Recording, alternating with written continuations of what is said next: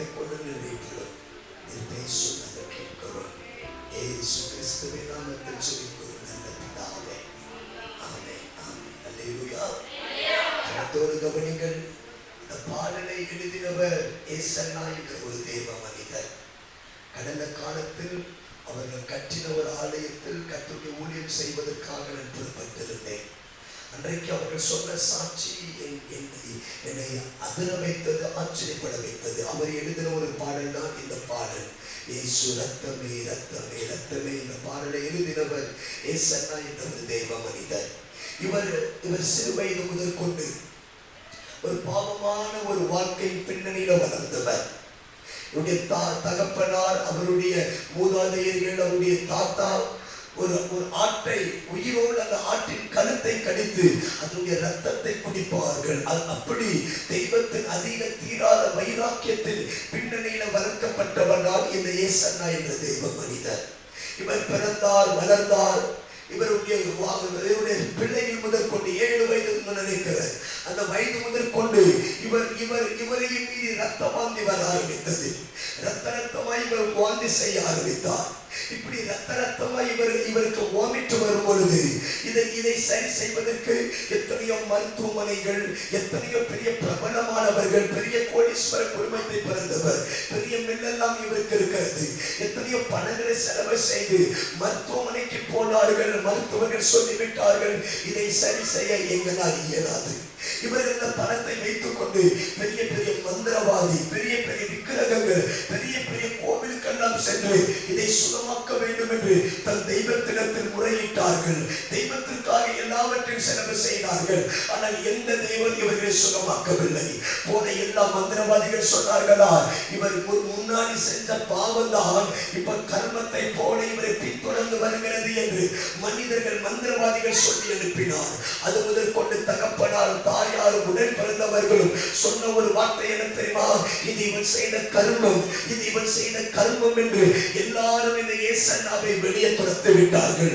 கிட்டத்தட்ட 7-8 வருடம் நினைக்கிறது. தெருக்கொள்ளதான் இவன் படுப்பார், ரத்தமாய் வாந்தி எடுப்பார், மனநிலைமை பாதிக்கப்பட்டதை போல பாதிக்கப்பட்டார். இவருக்கு சாப்பிட தெரியாது. குப்பைகள் நடுவில் போய் குப்பை தொட்டியை பொறுக்கி அந்த குப்பை தொட்டியில இருக்கிற அழுகி போன உணவை தான் இவர் சாப்பாடாய் சாப்பிடுவார். இதுதான் இவருடைய வாழ்க்கை. கிட்டத்தட்ட 8 வருடங்கள் பைத்தியக்காரனை போலதான் வளர்ந்தார். இவரை தகப்பன் தாயார் காண்பார்கள். காணும் பொழுதெல்லாம் சொல்வார், இது இவன் செய்த கர்மம், இது இவன் செய்த கர்மம் என்று. 8 வருடம் அனாதை போல, பைத்தியக்காரனை போல தெருவாய் நடந்தவர் தான் ஏசன்னா என்ற மனிதர். இப்படி ஒரு நாள் பைத்தியக்காரனை போல தன்னுடைய சொந்த கிராமத்தில் எல்லைகள் நடந்து கொண்டிருக்கும் பொழுது இவர் நடக்க திடீர் என்று ராத்திரி நேரத்தில் வானம் 2ஆய் திறக்கப்பட்டு வானத்திலிருந்து இயேசு தத்ரூபமாய் தரிசனமாகி இந்த ஏசன்னா என்ற தேவ மனிதனுக்கு தேவன் தன்னையே வெளிப்படுத்தினார். அன்றைக்கு அவருடைய பைத்தியம் அவருக்கு தெளிவடைந்தது. ரத்த வாந்தி எல்லாம் நின்று போய்விட்டது. நல்ல சுகமடைந்த மனிதனாய் தன்னுடைய வீட்டுக்கு போய் அமர்ந்தார். வீட்டுக்கு போன உடனே அம்மா மேலே கீழே பார்த்து இது இவன் செஞ்ச கர்மம் என்று அவனை விட்டு கடந்து போய்விட்டார்கள். இப்படி ஏசன்னா பார்க்கிறான், நம்மை விசாரிக்க ஒருத்தம் கூட இல்லையா என்று நேர வீட்டுக்கு போய் முதலை குளிச்சு அவங்க அண்ணனுடைய ட்ரெஸ் எடுத்து மாட்டார். கிட்டத்தட்ட 8 வருஷம் கழிச்சு ஃபர்ஸ்ட் டைம் அவர் குளிக்கிறாரு. இப்ப குடும்பமே பார்க்கல. 8 வருஷம் கழிச்சு முதலா குளிச்சிருக்கிறார். 8 வருஷம் கழிச்சு முதலாய் புதிய ஆடை போட்டிருக்கிறார். என்ன நடந்தது என்று கேட்டார்கள். இதை ஏசன்னா சொன்னா, நான் வழியில நடக்கும் பொழுது யாரோ ஒருவர் எனக்கு முன்னாடி வெளிப்பட்டார். அன்றையிலிருந்து என்னுடைய வியாதி, மனநிலைமையை நான் சுகமடைந்தார். எல்லாரும் கேட்டா, யார் அவர்? இவர் சொன்னார், யார் என்று எனக்கு தெரியாது, இவர் யார் என்று எனக்கு தெரியாது. ஆனால் இதுவரைக்கும் வழிபடுகிற தெய்வம் அல்ல, இந்த தேவன் ஒரு புதுமையான தேவன். அந்த தேவன் தான் என்னை சுகமாக்கினார். அவருக்கு ஏன் சொன்னா கூட யாருன்னு தெரியாது. இப்படி அவர் சுகமடைந்து ஒரு நாள் தெருக்களை நடந்து போய் கொண்டிருக்கும் பொழுது அந்த தெருக்கள் நடுவில் யாரோ ஒரு கிறிஸ்தவ குடும்பங்கள் சாயந்தர நேரத்தில் குடும்ப ஜெபத்தை செய்வதற்கு அந்த குடும்பமே கை தட்டி பாட ஆரம்பித்து தெய்வத்தை மகிமைப்படுத்தினதா. இந்த இயேசனை பார்க்கிறார். யார் இந்த தெய்வம்? புதுமை இந்த தெய்வம். இந்த தெய்வத்தை பார்க்க வேண்டும் என்று அந்த குடும்ப ஜெபத்தில் போய் உட்கார்ந்தாரா. உட்கார்ந்த உடனே அன்றைக்கு தரிசனமான அதே இயேசு இரண்டாம் விசை இந்த இயேசன் அவருக்கு மறுபடி தரிசனமானார். சொன்னாரா, அன்றைக்கு நான் உன்னை சுகமாக்கிற தேவன் நான் தான் இயேசு, என்னுடைய பெயர் தான் இயேசு, உனக்காக நான் சிலுவை சுமந்த இயேசு. அன்றைக்கு இயேசுவை சொந்த ரட்சகரை ஏற்றுக்கொண்டார். அந்த குடும்பம் அவருக்கு வேதாகமத்தை பரிசாய் தந்தது. இரவும் பகலும் வேதத்தை தியானித்தார். இயேசுவுக்காக வாழ வேண்டும் என்று விரும்பினார். அப்பா சொன்னாரா, என்கிட்ட எத்தனையோ மில்ல இருக்கு, உனக்கு நல்ல மில்ல எழுதி தர, நீ பெரியவனாகி வாழு, நல்ல பணக்காரனாக என்று மில்லை எழுதி அந்த பத்திரத்தை கையில தரும் பொழுது இந்த இயேசனா சொன்னானா, நான் சம்பாதிச்சு பெரியவனாக்கிறத விட இந்த பத்திரத்தை விட என் கையில இருக்கிற வேதம் எனக்கு போதும் என்று சொல்லி அவர் சொன்னாரா. இந்த சொத்து பத்திரத்தை விட எனக்கு இந்த வேதம் போதும் என்று அவர் சொன்னாரா. நான் கர்த்தருக்கு ஊழியர் செய்ய நான் அர்ப்பணிக்கிறேன் என்று நெல்லூர்ல இருந்து சென்னைக்கு பஸ் ஏறி வந்தார். ஊழியர் செய்தார்.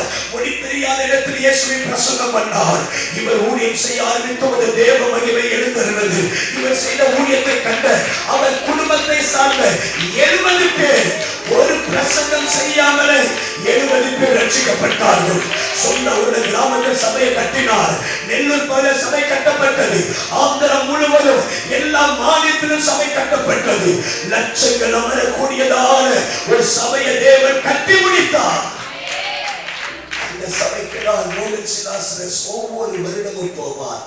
நானும் வழியில ஒவ்வொரு வருடமும் இந்த இயேசன்னா என்ற தேவ மனிதன் இங்க வருவார். இவர் செய்த ஊழியத்தினால் ரட்சிக்கப்பட்டவர்கள் ஏராளம், சபையில் எழுப்பப்பட்டது ஏராளம், சந்ததி எல்லாம் தெய்வத்தை ஆராதிக்க ஆரம்பித்தது. இவர் எக்காரணத்தை கொண்டு மாத்திரை இருக்கக்கூடாது என்று முடிவில் இருந்தவர். இவருக்கு கிண்ணி பழுதடைந்த உடனே தன்னோடு கூட இருந்த நண்பர்கள் மோகன் சிலாசரஸ் ஐயாவுக்கு போன் பண்ணி சொன்னாங்களா, நாங்க சொன்ன இயேசனா கேட்க மாட்டார், நீங்க தான் இயேசனாவுக்கு நெருங்கிய நண்பர், நீங்க சொன்னவர் கேட்பார் என்று சொன்னார். மோகன் சிலாசராவுக்கு தொடர்பு கொண்டு சொல்றாங்க, அமெரிக்காக்கு போலாம், ஒரே ஒரு ஆபரேஷன் செய்யலாம், உங்கள் வியாதி சுகமடையும் என்று சொன்னாரா. அதற்கு இயேசனா சொன்னாரா, கர்த்தர் எனக்கு இவ்வளவுதான் என்று காலம் நியமித்தா அந்த நாளை விட ஒரு நாள் எனக்கு அதிகம் வேண்டாம். கர்த்தர் கொடுத்த ஊழியத்தை உண்மையாய் செய்வது மருத்துவமனைக்கு போகவில்லை. இயேசு தரிசனமானார்.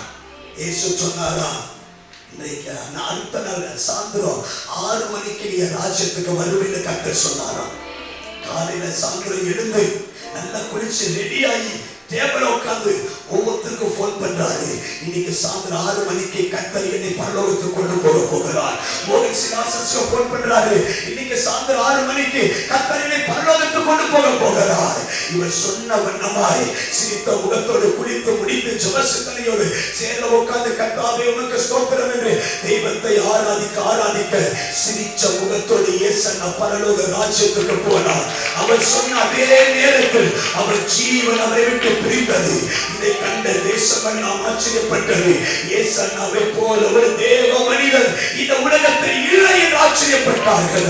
அந்த சபையில கால் வைத்து ஊழியம் செய்ய தேவன் எனக்கு கிருபை பாராட்டினார். அன்றைக்கு பாடப்பட்ட இந்த பாடல்தான் அல்லேலூயா. மகா கொடூர பாவங்கள் கழுவிடும் நம் இயேசுவின் ரத்தமே, மகா வியாகுல வேதனையா வேர்வை ரத்தமாய் வெளிவந்ததே, மகா வியாகுல வேதனையா வேர்வை ரத்தமாய் வெளிவந்ததே, இயேசு ரத்தமே ரத்தமே ரத்தமே, இயேசு ரத்தமே ரத்தமே.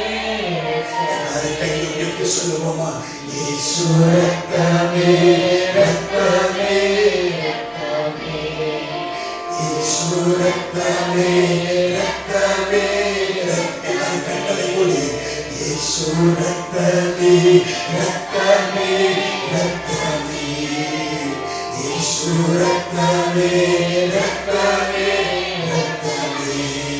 மகா பரிசுத்த ஸ்தலமதில் சேர்த்திடும் நம் இயேசுவின் ரத்தமே, ஆசாரியராய் நமக்கு முன் சென்ற பரிசுத்தரே மகா பிரதான ஆசாரியராய் நமக்கு முன் சென்ற பரிசுத்தரே இயேசு ரத்தமே ரத்தமே ரத்தமே இயேசு ரத்தமே ரத்தமே ரத்தமே இயேசு ரத்தமே ரத்தமே ரத்தமே இயேசு ரத்தமே ரத்தமே ரத்தமே தேவனோடு பேசும் இயேசுவின் பிதாவே ஆமென் அல்லேலூயா. வேகமாய் வேதத்தை திருப்பிக் கொள்ளலாம். 11வது சங்கீதம் அதனுடைய 4வது வசனம். சங்கீதம் 13 அதனுடைய 4வது வசனம்.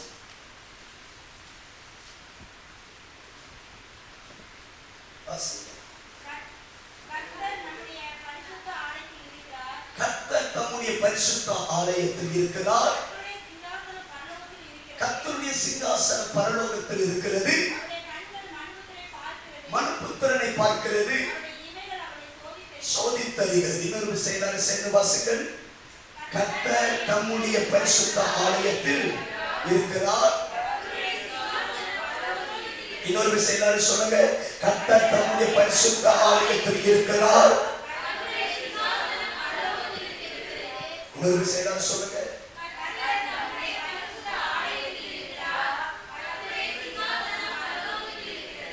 Hallelujah. Hallelujah. Hallelujah. கவனிங்கள், சத்திய வேதம் இப்படி உரைக்கிறது. கர்த்தர் தம்முடைய பரிசுத்த ஆலயத்தில் இருக்கிறார். கர்த்தருடைய சிங்காசனம் பரலோகத்தில் இருக்கிறது. கவனிங்கள், சிங்காசனம் பரலோகத்தில் இருக்கிறதா? ஆனா கர்த்தர் எங்க இருக்கிறார்? கர்த்தர் தம்முடைய ஆலயத்தில் இருக்கிறார். அல்லேலூயா. சொல்லுங்க, கர்த்தர் எங்க இருக்கிறார்? கர்த்தர் தம்முடைய ஆலயத்தில் இருக்கிறார். சொல்லுங்க, கர்த்தர் எங்க இருக்கிறார்? கவனிங்கள், சிங்காசனம் பரலோகத்தில் இருக்கிறது உண்மைதான். ஆனால் தேவன் எங்க இருக்கிறார்? தேவன் தம்முடைய ஆலயத்தில் இருக்கிறார். ஆமென் சொல்லலாமா? அல்லேலூயா. அல்லேலூயா. கவனிங்கள், தேவன் தம்முடைய ஆலயத்தில் இருக்கிறார். இந்த ஆலயத்தை தேவன் நேசிக்கிறார். இந்த ஆலயத்தை தேவன் மகிமைப்படுத்துகிறார். ஆகையால் தேவன் சொல்றார், முந்தின ஆலயத்தின் மகிமை பார்க்கிறோம், பிந்தைய ஆலயத்தின் மகிமை பெரிதாக இருக்கும். ஏனென்றால் ஆலயத்தின் மகிமை இருக்கிறது. சாலமோன் தேவனுடைய ஆலயத்தை கட்டும் பொழுது, அவன் கட்ட ஆரம்பித்து செபிக்க தொடங்கும் பொழுது, பரலோக தேவன் எழுந்தருளி சொன்னார், சாலமோனே, நீ கட்டின ஆலயத்தில் நான் பிரியமாய் இருக்கிறேன். இங்கே என்னுடைய கண்கள் உன்னை கவனிக்கும்.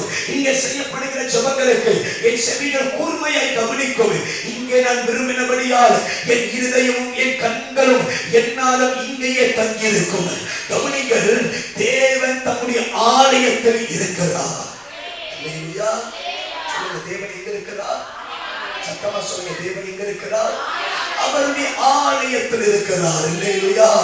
தேவன் தம்முடைய ஆலயத்தில் தான் இருக்கிறார். தம்முடைய ஜனங்களை தேவன் நேசிக்கிறார். தம்முடைய ஜனங்களை தேவன் நேசிக்கிறபடியால் தேவன் எங்க செயல்படுவார் என்று கேட்டால், தேவன் தம்முடைய விலையேற பெற்ற ஆலயத்தில் தேவன் கிரியை செய்கிறவராய் இருக்கிறார். அல்லேலூயா. இந்த ஆலயத்தில் தான் தேவன் மகிமை வைக்கிறார். இந்த ஆலயத்தில் தான் தேவன் தம்முடைய ஜனங்களை அழைத்துக் கொண்டு வந்து தேவன் ஆசீர்வதிக்கிறார். வாசிக்கலாம். சங்கீதம் 64 அதிகாரம் அதனுடைய 4வது வசனத்தை வாசிங்கள். 65 அதனுடைய 4.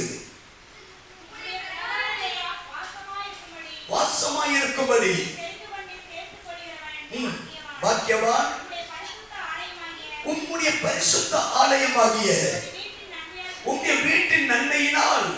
அப்ப தேவன் தம்முடைய ஜனங்களை ஆலயத்திற்கு கொண்டு வந்து தேவன் என்ன செய்கிறார்? தம்முடைய நன்மையால் தேவன் திருப்தியாக்குகிறார். இல்லையா? ஆலயத்தில் வந்தா என்ன தெரியுமா தேவன் செய்வார்? நமக்கே தெரியாமல் ஆலயத்தில் தேவன் நன்மையால் நம்மை திருப்தியாக்குகிறார். இல்லையா? சொல்ல முடியும். தேவன் ஆலயத்தில் எதை வைக்கிறார்? நன்மையை வைக்கிறார். சொல்ல எதை வைக்கிறார்? சீக்கிரமா முடிக்கிறேன். ஒரு மணிக்கெல்லாம் நான் முடிக்கணும் ஆசைப்படுகிறேன். வெயில் தாக்கும். நீங்க இப்படி அமர்ந்து, ஆமா, நீங்க அமர்ந்து எனக்கு கவனிக்கிற பெரிய விஷயம். நான் சொல்லலாமா?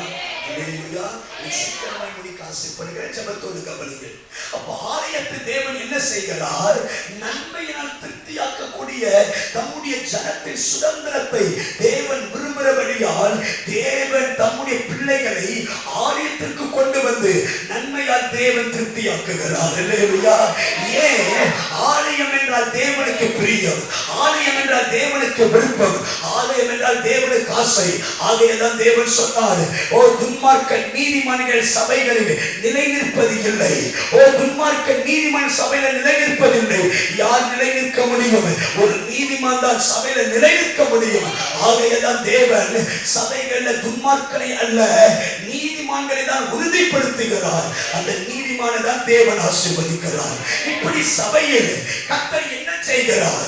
ஏன் ஒரு கூட்டத்தை சபைக்கு கொண்டு வந்து ஏன் கர்த்தர் வழி நடத்துகிறார்? ஏன் பிரசங்கிக்க வைக்கிறார்? ஏன் ஜெபிக்க வைக்கிறார்? ஏன் தம்முடைய ஜனத்தை ஆலயத்தில் கொண்டு வருவதற்கு காரணம் என்ன? வீட்டில் இருக்க வைக்கலாம், ஒருவேளை ஏதோ ஒரு ஸ்தானத்தில் ஆராதிக்க வைக்கலாம். ஆனால் ஏன் தம்முடைய ஜனத்தை தேவன் நேசிக்கிறபடியால் ஏன் ஆலயத்தில் கூடியிருக்க பண்ண வேண்டும்? இந்த ஆலயத்தில் வந்தால் தேவன் என்ன செய்வார்? வாசிக்கலாம். 122வது சங்கீதம் அதனுடைய 1வது வசனத்தை வாசிங்கள். 122 அதனுடைய 1வது வசனம்.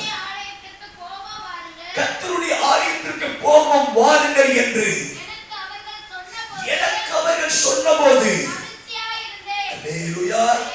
தாவீது சொல்லுகிறார், எத்தனையோ வேலை எனக்கு இருக்கிறது, எத்தனையோ ஸ்தானம் எனக்கு இருக்கிறது, எத்தனையோ அலுவலக வேலை ராஜ்யங்கள் எவ்வளவோ எனக்கு இருக்கிறது. ஆனால் கர்த்தருடைய ஆலயத்துக்கு போவோம் வாருங்கள் என்று எனக்கு ஒருவர் சொல்ல ஆரம்பித்து விட்டால் என்னையும் மீறி கர்த்தர் என்னை மகிழ்ச்சியாக்குகிறார். அல்லேலூயா. இந்த ஆலயத்தில் ஏன் தேவன் தம்முடைய ஜனத்தை கொண்டு வரார் என்றால், ஆலயத்தில் வருகிற ஒவ்வொருவனையும் அவர்களுக்கே தெரியாமல் தேவன் அவர்களை மகிழ்ச்சியாக்குகிறார், மகிழ்ச்சியாக்குகிறார், மகிழ்ச்சியாக்குகிறார். நீங்க நம்பினாலும் சரி நம்பாவிட்டாலும் சரி ஆலயத்தில் வருவதற்கு பிரயோஜனம் இல்லையான்னு கேட்கக்கூடாது. ஆலயத்தில் வந்த கண்ணி துடைக்கிறேன்னு கேட்கக்கூடாது. ஆலயத்தில் வந்தா என்ன நடக்கும்? ஆலயத்தில் தங்கினா என்ன நடக்கும்? ஆலயத்தில் இருந்த தேவ மனிதனை சொல்லுகிறார், என்னை கர்த்தர் மன மகிழ்ச்சியாக்குகிறார். ஆகையால் தேவ மனிதன் சொல்லுகிறார், 1000 நாளை பார்க்கிறோம் உங்க பிரகாரத்தில் தங்கிற ஒரு நாள் நல்லது. ஆகாமிய கூடாரத்தில் வாசம் செய்வதை பார்க்கிறோம். எங்கள் தேவனுடைய ஆலயத்தில் வாசற்படியை நாடுவேன். ஏன் தெரியுமா? 1000 நாள் செய்ய முடியாதவைகள் தேவ பிரசன்னத்தில் இருக்கிற ஒரு நாள் செய்ய முடியும். ஆகையால் கர்த்தர் சொல்றாரு, ஆலயத்தை நேசிங்க, ஆலயத்துக்கு ஓடி வாங்க, ஆலயத்தை ஜீவனை போல அரவணைங்க, குடும்பத்தை அரவணைப்பது போல ஆலயத்தை அரவணைங்க. இது ஒரு சாதாரண கூடாரமாக இருக்கலாம், இது ஒரு சாதாரண தகரமாக இருக்கலாம், இது ஒரு வாடக இடமா இருக்கலாம். ஆனா இதுக்கு பெயர் ஆலயம். இந்த ஆலயத்தில் தேவன் இருக்கிறார். இந்த ஆலயத்தில் இருக்கிறது மாத்திரமல்ல, இந்த ஆலயத்தில் தம்முடைய ஜனத்தை அவர் மகிழ்ச்சியாக்குகிறார்.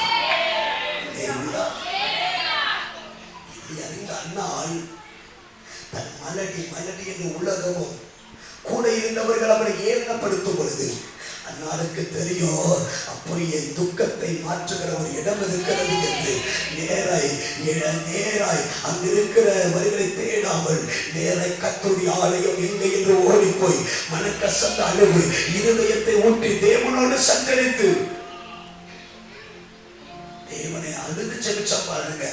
கர்த்தர் சொன்னார். அந்த வாசிகள் 1 சாமுவேல் 1ஆம் அதிகாரம் அதனுடைய 18வது வசனத்தை வாசிகள். 18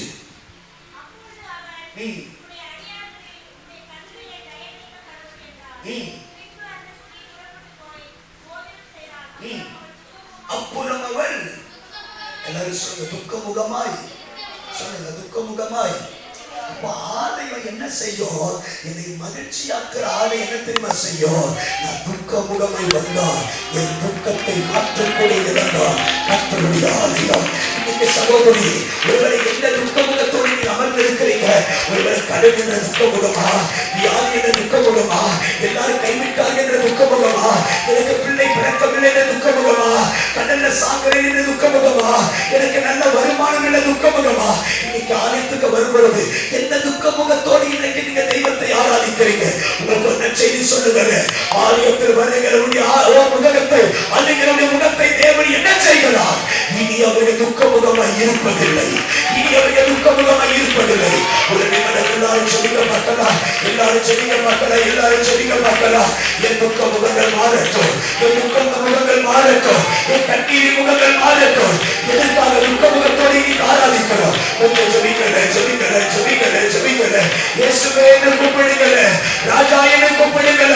இயேசுப்பா என்று கதறுங்கள. ஓ சிங்காசன பரலோகத்தில் இருக்கிறது. ஆனால் தேவன் நம்முடைய ஆலயத்தில் இருக்கிறார். அவர் இங்கேதான் இருக்கிறார். அவருடைய கண்கள் உலாவிக் கொண்டிருக்கிறது. அவருடைய செவிகள் கவனித்துக் கொண்டிருக்கிறது. ஒவ்வொருவரையும் இயேசு பார்க்கிறார். ஒவ்வொருவரையும் இயேசு பார்க்கிறார். உங்க முகம் அவருக்கு தெரியும். நேற்று இருந்தது போல இன்னைக்கு இல்லை என்று அவருக்கு தெரியும். ஏன் இந்த முகம் இப்படி இருக்கிறது? ஓ பலவீனமா இருக்கிறதுனாலயா? உன்னை மலடி என்று சொன்னதுனாலயா? அதனாலே பயப்படாதே. நீ சரியான ஆலயத்துக்கு வந்திருக்கிற. நீ சரியான இடத்துக்கு வந்திருக்கிற. இந்த ஆலயத்தில் கண்ணீர் வடித்ததினால் இனி நீ வந்த முகமாய் போவது இல்லை. இனி உனக்கு துக்க முகம் வேண்டாம் என்று கர்த்தருடைய சுபத்தை கேட்டார். இப்பொழுது சொல்லுகிற இப்போ சில பேருடைய துக்க முகங்கள் மாறட்டும். சில பேருடைய துக்க முகங்கள் மாறட்டும். எதனால துக்க முகம்? எதனால துக்க முகம்? எதனால துக்க முகம்? வியாதி வந்ததுனால துக்க முகமா? மனிதன் கைவிடத்தினால துக்க முகமா? எல்லாரும் நினைத்து போனதுனால துக்க முகமா? எதுக்காக துக்க முகத்தோடு இன்னைக்கு ஆராதிக்கிற? கொஞ்ச நேரம் கண்ண மூடி வாய திறந்து சொல்லுங்க. கண்ண மூடுங்க. கண்ண மூடி வாய திறந்து சம்பாத சொல்லி சொல்லுங்க. எதுக்காக துக்க முகம்? எதுக்காக துக்க முகம்? நம்மளவெல்லாம் கைவிட்டான்னு சொல்லி துக்க முகமா?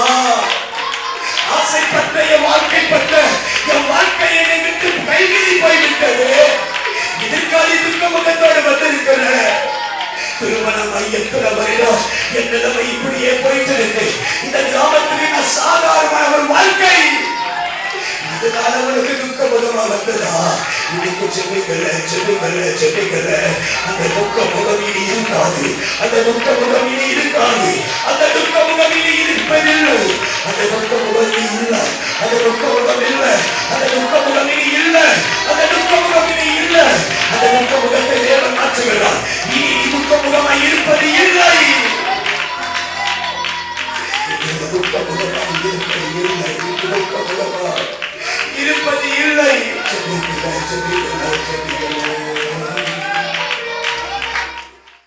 வைத்தியரவர், என் நண்பரவர், என் வெளிச்சமவர், என் ஜீவனவர்.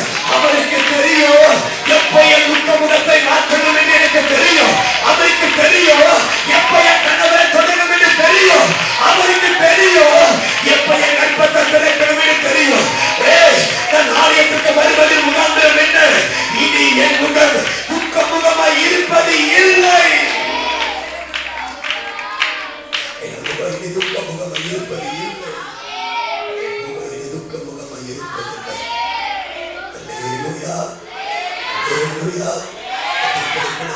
சொல்ல முடியவில்லை. தேவன் துக்க முகத்தை மாற்றுகிற தேவன். ஆலயத்தில் வந்தா சும்மா வரோம் உட்கார போறதில்லை சகோதரி.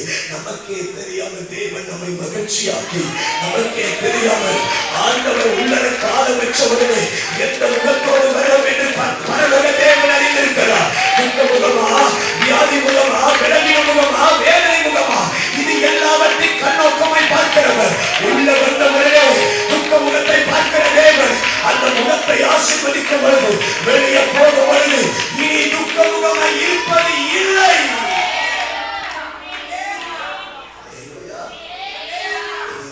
துக்க முகமாய் இருக்காது. சொல்ல முடியும். வேகமாய் வாசிக்கலாம். இரண்டாவது, ஆலயத்தில் தேவன் என்ன செய்கிறார்? லூக்காவின் சுவிசேஷ புத்தகம் அதனுடைய 13ஆம் அதிகாரம் அதனுடைய 10ஆம் வசனத்தில் முதற்கொண்டு 13 வசனங்கள். ஒருவர் சத்தத்தை உயர்த்தி வாசிக்க கேட்கலாம். லூக்கா 13ஆம் அதிகாரம் அதனுடைய 10ஆம் வசனம் முதற்கொண்டு.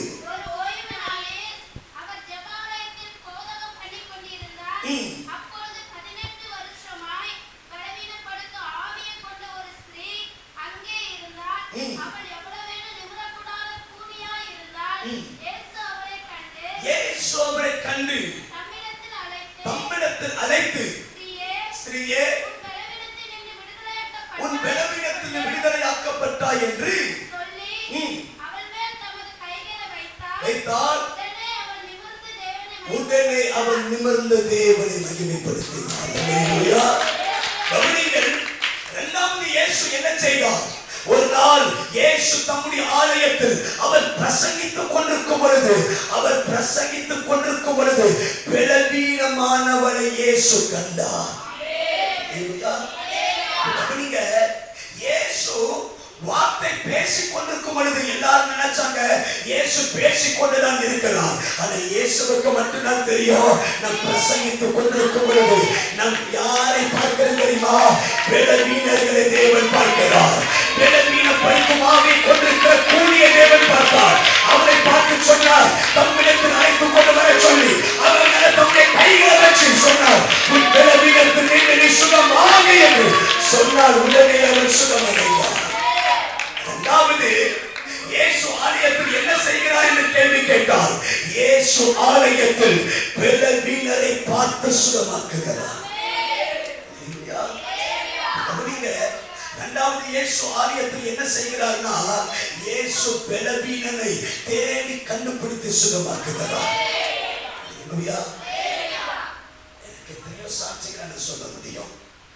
உலகம் எல்லாம் கைவிடப்பட்டு, மருத்துவமனை எல்லாம் கைவிடப்பட்டு, சாவதுதான் வழி என்று சொல்லி சாவை விரும்பினவர்கள் எத்தனையோ மனிதர்கள் தேவாலயத்தில் வந்து பிழைத்துக் கொண்டதை பார்த்திருக்கிறோம். மரணத்தை நியமிக்கப்பட்டவர்கள் மரண கட்டுகளை தேவன் உடைத்து அவர்களுக்கு ஜீவனை கொடுத்ததை பார்த்திருக்கிறோம். ஆலயம் ஒரு மனிதனை இங்கே கொண்டு வந்து மதமாக்குகிறது கிடையாது. ஆலயம் ஒரு மனிதனை பலவீனரை சுகமாக்கி அவரை பலப்படுத்தி அவருக்கு இருக்கிற வேதனை மாற்றி அவர் வாழ்க்கிற பிசாசு ராஜ்யத்தை அழைத்து அவர் வெளியே போகும் பொழுது பலவானை புறப்பட செய்வதுதான் கர்த்தருடைய ஆலயம். சொல்ல முடியும். நான் ஒரு 3 வருடத்துக்கு முன்பதான் தொடர்ந்து ஊழிய பணியாளர்கள் தொடர்ந்து ஊழியம் பண்ணுவது கடைசி 3 நாட்கள் ஆந்திர பிரதேச தேவனுடைய ஊழியத்தை செய்து கொண்டிருக்கும் பொழுது பிரசங்கம் பண்ண ஆரம்பிக்கும் பொழுது எனக்கு வயிற்றுல பயங்கரமான மரண வலி. 3 நாளும் அந்த வலிகளை பொருட்படுத்தாமல் நான் பிரசங்கித்துக் கொண்டிருக்கிறேன். பிரசங்கித்துக் கொண்டிருக்கும் பொழுது எனக்கு அந்த பிரசங்கிக்கவே முடியாத பயங்கர மரண வலி, வயிறெல்லாம் வலி. கொஞ்சம் ஓய்வெடுக்க முடியல, நேரம் கிடையாது. ஊழியம் எல்லாம் முடிச்ச உடனே நேரா என் வீட்டுக்கு போறேன். கொஞ்ச நேரம் படுக்கலாம் என்று படுத்திருந்தா என்னையும் மீறி எனக்கு வாமிட்டு வருகிறது. அப்படி வாந்தி பண்ணா ரத்தமாய் வாமிட்டு வருது. பாத்ரூம் போய் வாமிட் பண்றேன். இருமனா வலி, தும்மனா வலி, அசஞ்சா வலி. ராத்திரி முழுவதும் பாத்ரூம்ல தான் படுத்துட்டு இருப்பேன். ஏன்னா எப்போ வாமிட் வரும் எனக்கு தெரியாது. அப்படி வாமிட் வந்தா உள் குடல் முதல் கொண்டு தொண்டை வரையும் மரண வலி எடுக்கும். இப்படி ராத்திரி முழுவதும் வலிகளை பொறுத்துக்கொண்டு அந்த பாத்ரூம்ல தான் படுத்துக் கொண்டிருக்கிறேன். காலையில எழுந்தவுடனே மருத்துவமனைக்கு போகலாம் என்று மருத்துவமனைக்கு போய் பரிசோதிக்க வேண்டும் என்று போனால் மருத்துவர்கள் பரிசோதித்து சொன்னார்கள், நீங்கள் தொடர்ந்து பிரயாணம் பண்ணி தொடர்ந்து பேசிக்கொண்டே இருக்கிறபடியால் உங்கள் தொண்டையிலிருந்து அடிவயிறு வரைக்கும் எல்லா புண் அதிகமாகி விட்டது. அந்த புண் அதிகமாய் கசைந்து ரத்தங்கள் வர தொடங்கி விட்டது.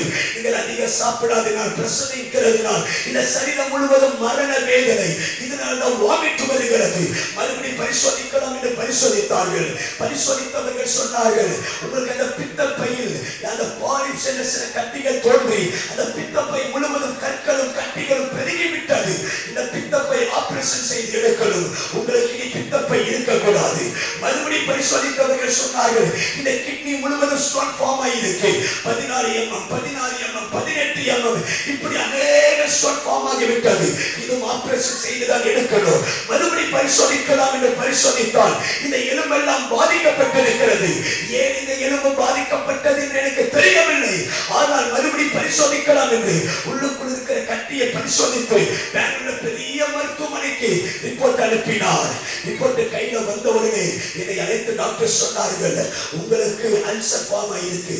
2வது உங்க பித்தப்பை ஆபரேஷன் செய்து எடுக்கணும். 3வது கிட்னில ஸ்டோன் ஆயிருக்கு. 4வது இந்த எலும்பெல்லாம் பாதிக்கப்பட்டது. ஏன் இந்த பாதிப்பை நாங்கள் பரிசோதித்தால் இந்த கட்டி சாதாரண கட்டி அல்ல, இந்த கட்டி கேன்சர் கட்டி என்று டாக்டர் சொல்லிவிட்டார்கள். இந்த போன் கேன்சர். இந்த கேன்சர் கிருமிகள் என்ன செய்தது? இந்த விழா எலும்பெல்லாம் அரித்து இந்த முதுகு பகுதிகள் எல்லாம் பரவ ஆரம்பித்தது. இதற்கு விழா எலும்புகளை பாதிப்பு வந்தபடியால் அதை சுகமாக்க முடியாத ஸ்தானத்தை ஸ்டேஜை கடந்தபடியால் என்னை அழைத்த டாக்டர் சொன்னார்கள், இனி எண்ணி 4 மாதம் தான் நீங்க உயிரோடு இருக்க முடியும். இந்த 4 மாதத்துக்கு அப்புறம் நீங்க நினைச்சாலும் நீங்க வாழ முடியாது. இந்த வார்த்தை கேட்ட உடனே என் உள்ளம் பயங்கர வேதனை. ஜபிக்க வேண்டும் என்று உள்ளார போனா பிசாசு சத்தம் கேட்குது, நீ 4 மாசம் தான் ஊழியம் செய்ய போற, 4 மாசம் தான் இயேசு நல்லவர் என்று சொல்ல போற. இந்த 4 மாசத்துக்கு அப்புறம் உன்னுடைய பெயர் குறைந்த பூமியில இருக்காது, உன் வாழ்க்கையை முடிந்து போகும் என்று பிசாசு சத்தம்.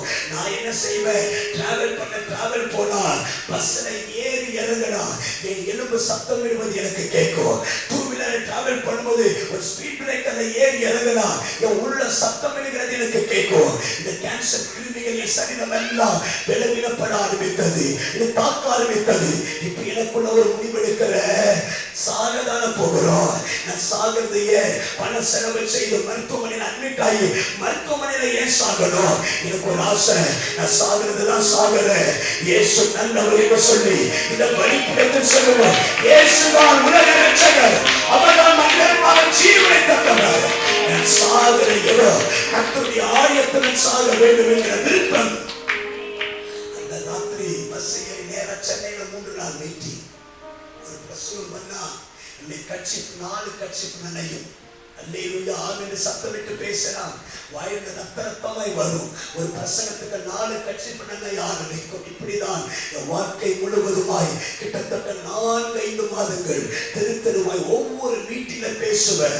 ரத்தமாய் வாமிட்டு வரும். ஆனா தேவனை மகிமைப்படுத்தி பேசுவேன். கடைசி ஒரு 3 நாட்கள் கோயம்புத்தூர் பகுதிகள் ஒரு சபை கலைக்கப்பட்டிருந்தது.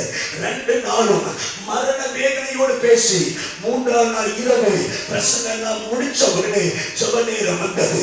எல்லாரும் எழுந்திருந்து ஜெபிக்க ஆரம்பிக்கிறார். இப்படி ஜெபிக்க ஆண்டவரே கண்களை திறக்கிறார். நான் கண்களை திறந்தவுடனே பார்த்த காட்சி, வெள்ளங்கி தரித்திருக்கிற ஒருவர் ஆலயத்தின் நடுவே உலாவினார். ஒவ்வொருவரையே சத்தத்தோட ஆரம்பித்தார். இதை பார்த்த எனக்குள் ஆண்டவரே ஒருவர் கூட வெறுமையாய் போய்விடக் கூடாது, இருக்கிற எல்லாரையும் ஆசீர்வதியும் என்று நான் கண்ணீரோடு ஜெபிக்க எல்லா தலைமறை கை வைத்துக் கொண்டு வந்த இயேசு நேரா என்னை பார்த்து புன்னகையோடு ஒரு சிரிப்பு சிரிச்சார். திரும்பி பார்த்தாரு, என்னை பார்த்து ஒரு ஸ்மைல். எனக்கு தொட்டுன கூட சந்தோஷம் இல்லை. எல்லாரையும் தொட்டவர் என்னை பார்த்தோன்னு ஒரு சிரிச்சாருங்க.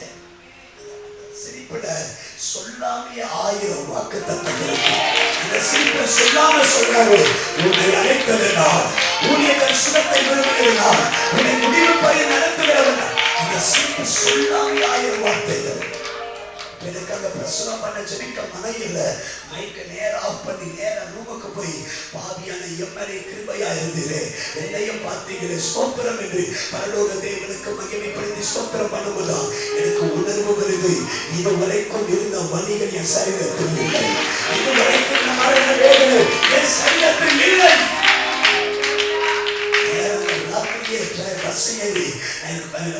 போய் அதே டாக்டர் தந்த ரிப்போர்ட் எடுத்து நேரா டாக்டர் கரத்தில் போய் தந்து டாக்டர் என்ன போனவனை ரிப்போர்ட்டை பார்த்தவர் சொன்னார், உனக்கு நான் கேன்சர் என்று சொன்னல, 4 மாசத்தில் சாவேன்னு சொன்னல, இப்ப 4 மாதம் இல்ல 5 மாதம் நடக்குது, நீ இன்னும் எப்படி சாகாம பிணத்தோடு இருக்கிற? நான் சொன்ன டாக்டர் ஒரே ஒரு முறையில செக் பண்ணுங்க, ஒரே ஒரு முறையில பரிசோதிக்க பாருங்க. டாக்டர் என்னை பரிசோதித்தார்கள், ரிப்போர்ட் வந்தது நம்பவில்லை. மறுபடியும் பரிசோதித்தார்கள், ரிப்போர்ட் வந்தது நம்பவில்லை. மறுபடியும் பரிசோதித்து என்னை அழைத்தார்கள். அழைத்து கேட்டார்கள், எனக்கு தெரியாம எந்த டாக்டர் போய் பார்த்தேன், ஏன் டாக்டர் என்று கேட்டார். கேன்சர் மறைந்து விட்டது, அல்சர் மறைந்து விட்டது, ஸ்டோன் இல்லை, பித்தப்பை புதிதாய் மாறிவிட்டது, எலும்பெல்லாம் சுகமடைந்து விட்டது. என்ன நடந்தது? நச்சலையில் மீட்பர் உயிரோடு இருக்கிறார். அவர் ஆலயத்தில் பலவீனரை பார்க்கிறவர், பலவீனரை தேடுகிறவர், பலவீனரை சுகமாக்கிறவர். நல்ல கைகளுக்கு தேவனை சொல்லுகிறார். நிச்சயம் ஆலயத்தில் அவர் பலவீனரை பார்க்கிறவே.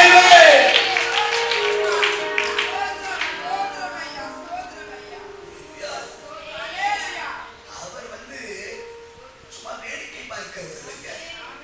அவர் ஆலயத்தில் அவர் கண்கள் உலாவுகிற சத்தியம் என்றார். அமர்ந்து ஆராதித்தாலும் யார் பிளவினர், யார் வியாதி உள்ளவர், யாருக்கு என்ன தேவை என்பது பரலோக இயேசுவினால் உங்க பலவீனம் மாறி நீங்கள் சுகமடைவீர்கள். சாட்சி நான் சொல்லுவேன். எனக்கு தேவன் ஒரு குழந்தை தந்தா, 2 வயது. போன வாரம் தான் 10 நிமிஷம் 2 வயது. என் குழந்தை பிறந்த உடனே டாக்டர் என்னை அழைத்து சொன்னாங்க, உங்க குழந்தைக்கு காது கேட்காது, நரம்பு பாதிக்கப்பட்டது, வாழ்க்கை முழுவதும் காது கேளாத மகளை போலதான் வாழுவா. ஆனா தேவாலயத்தில் வந்து எசப்பான்னு சொல்லித்த இன்னைக்கு நான் பார்க்கிறேன். சபையில அவன் தேவன் ஆராதிக்கிற விதம் என் கண்களால் நான் பார்க்கிறேன்.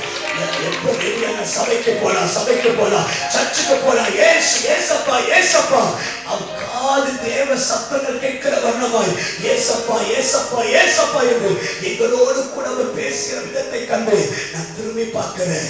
எந்த டாக்டர் காதை கேளாது என்று சொன்னாரோ அந்த ஆலயத்தில் உலாவுகிற தேவன் அவளுக்கு நல்ல ஒரு ஆரோக்கியமான காதுகளை தந்து மனுஷ சத்தம் அல்ல தேவ சத்தத்தை கேட்கிற பிள்ளையாய் தேவன் அவரை மாற்றியிருக்கிறார். ஏராளமானதை சொல்றேன். நான் பிரசங்கிக்கிற இயேசு ஒரு சாதாரணமான தேவன் அல்ல, வேடிக்கை பார்க்கிற தேவன் அல்ல. அவர் ஆலயத்தில் பிளவினரை தேடி வந்து அற்புதம் செய்கிறவர். அல்லேலூயா. கடைசி ஒன்றை சொல்லி நான் முடிக்கிறேன். வாசிக்கலாம். ஏசாயாவின் தீர்க்கதரிசன புத்தகம் 58ஆம் அதிகாரம் அதனுடைய கடைசி 2 வசனத்தை வாசிங்கள். 58 அதனுடைய கடைசி 2 வசனம்.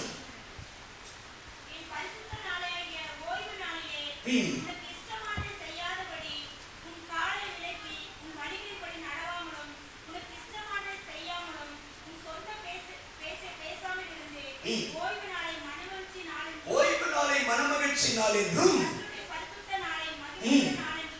சொல்லி எண்ணுவாயானால்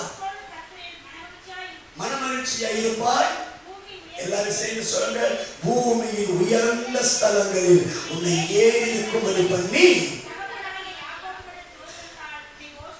அல்லேலூயா அல்லேலூயா. சொல்றாரு, இது தேவனுடைய நாள் என்றும் மகிமையுள்ள நாள் என்றும் இந்த ஆலயத்தில் கர்த்தர் இருக்கிறார் என்றும் என் சொந்த பேச்சை பேசாமல் என் சொந்த நடையை நடவாமல் இந்த ஆலயத்தில் தேடி வந்தால் எனக்கு என்ன செய்வார்? பூமியின் உயர்ந்த இடங்கள்ல என்னை ஏற பண்ணுவார். ஆலயத்துக்கு வருவதின் நன்மை என்ன தெரியுமா? ஆலயத்தில் வருகிறவனை தேவன் சாதாரணமாய் வைக்க மாட்டார். அவன் தரித்திரத்தை தேவன் உடைப்பார், அவன் கடனை தேவன் உடைப்பார், அவன் இயலாமை தேவன் உடைப்பார். ஒரு நாள் அவனை பூமியின் உயர்ந்த இடங்களை ஏற பண்ணுவார். சொல்ல முடியும். சபைக்கு வந்து பாருங்களேன். சபைதான் என்னுடைய ஆரோக்கியம், சபைதான் என் எதிர்காலம், சபையில தேவன் இருக்கிறார் என்று நம்பிக்கையோடு தேவனை சேவித்து பாருங்களேன். ஒரு நாள் வரும், இந்த பூமியில யாரும் ஏற முடியாத ஒரு உயர்ந்த அடைக்கலத்திலையும் உண்மையும் சந்ததிகளை தேவன் அமர பண்ணுவார்.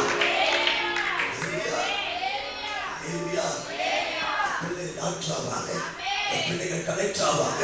இதுவரைக்கும் உங்க சந்ததியில யாரும் ஏற முடியாத இடத்துல உங்க பிள்ளைகளை தேவன் ஏற பண்ணுவார். கர்த்தருடைய நாமத்தை கொண்டு நான் சொல்லுகிறேன். இந்த ஆராதனை மகிமையுள்ள ஆராதனை என்று எண்ணி இந்த ஆலயத்தில் வருகிற யாரானாலும் கர்த்தர் தெளிவாய் சொல்லுகிறார், அவருடைய பூமியின் உயர்ந்த ஸ்தானத்தில் நான் ஏற பண்ணுவேன். கடந்த 8 மாதத்துக்கு முன்பதாக திருவண்ணல் பகுதிகளை தேவனுடைய ஊழியத்தை செய்யும் பொழுது ஒரு விசுவாசி சபையில தூணை போல வேலை செய்தார். சபை சபை சபை என்று 10ல் 2 பங்கு, 1 பங்கு கிடையாது. கவனிங்கள். தன் சம்பளத்துல 2 பங்கை இயேசுவின் ஊழியத்திற்காக கொடுக்க ஆரம்பித்தார். சபை சபை சபை ஊழியத்திலே போக்கஸ் பண்ணி அவர் ஒரு வியாபாரத்தை செய்கிறவர். எலக்ட்ரிக்கல் மெட்டீரியல் வைத்து வியாபாரம் செய்கிறவர். ஒரு கடையை வைத்து நிறுவியலை வேலை செய்கிறவர். ஒரு நாள் அந்த பாஸ்டர் என்னை அழைத்து ஊழியத்தெல்லாம் முடிச்சு இவர்களோடு கூட இந்த கடைக்கு வந்து ஜெபம் பண்ணுங்க பாஸ்டர், இவர்கள் தான் என் சபைக்கு தூணை போல இருக்கிறாங்க. என் சபை இவர்கள் தருகிற காணிக்கை என் சபைக்கு ரொம்ப பிரயோஜனமா இருக்கு.